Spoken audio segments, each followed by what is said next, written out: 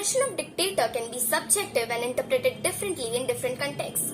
Definition can range from a person with unlimited governmental power to a ruler who has complete power in a country obtained by force and uses it unfairly or cruelly.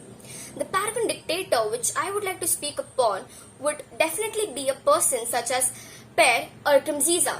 One of the most violent dictatorships has occurred in Burundi under the rule of Per Nkurunziza, a former rebel turned President Nkurunziza who has been in power since 2005 and was re-elected for a third term in 2015, has changed the country's constitution to allow unlimited presidential terms in May 2018, Burundi is headed for a constitutional referendum which could extend Nkurunziza's rule to 2034.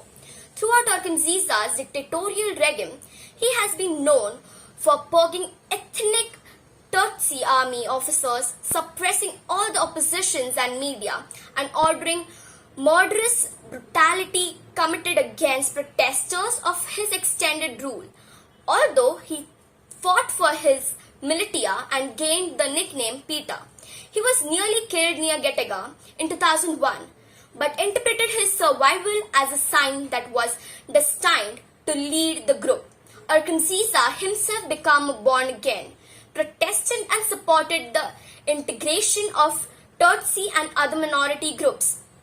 Although dictatorships are not as common as they were in past, the regimes of the current dictators are still brutal, tyrannical, violent and repressive.